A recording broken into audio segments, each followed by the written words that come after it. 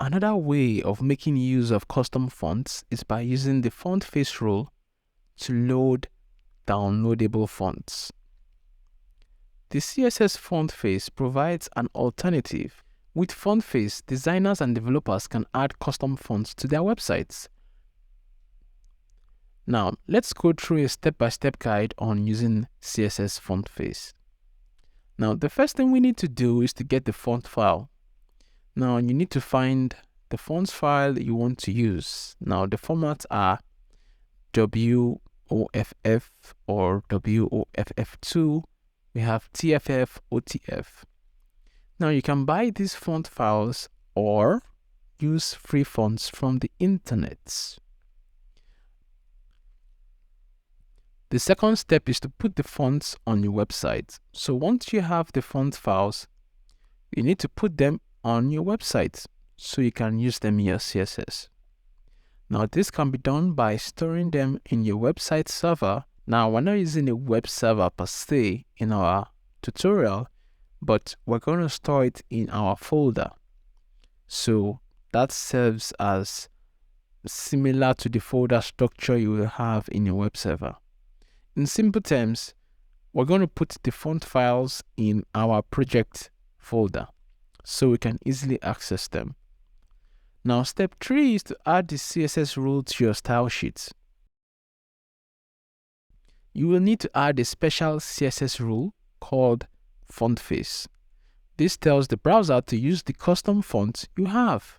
So for example, like what we have here, you have the URL pointing to the file, and then you have the font family. And the name, my font, is the name of the font you want to use. The WOFF2 font is a font format that is used for web typography. So it's a compressed format that provides a smaller file size and faster loading time for web fonts. So generally we use it for web fonts. Now that we have added the font face rule, to use the font on your website, we just use it like any other font. So for example, if the name of the font was my font, this is how it will look. So this means let the website use my font. And if it is not available, then use sans serif. Let's go through a practical example here. We're going to a website called Font Squirrel. This will enable us to download free fonts. There are a variety of fonts and styles you can download. We have popular programming fonts. In this example, we're going to use a hand-drawn style. We select Caroni and download it. We send the downloaded font to our project folder. This is so that we can easily access it using the URL function in CSS. We set the font face rule and specify the font family and URL. The font file is in our project, so we can directly access it and find it as a file. After this, we specify the font family in the paragraph.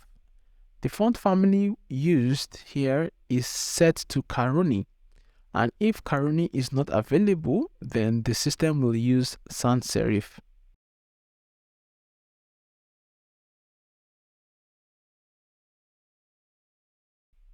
Improving readability can be achieved by increasing the font size a little bit.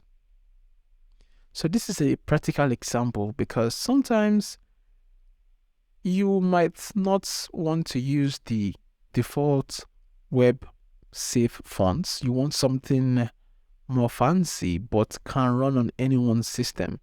So you can use a downloaded font so that once it loads on the web browser, it already has it with it.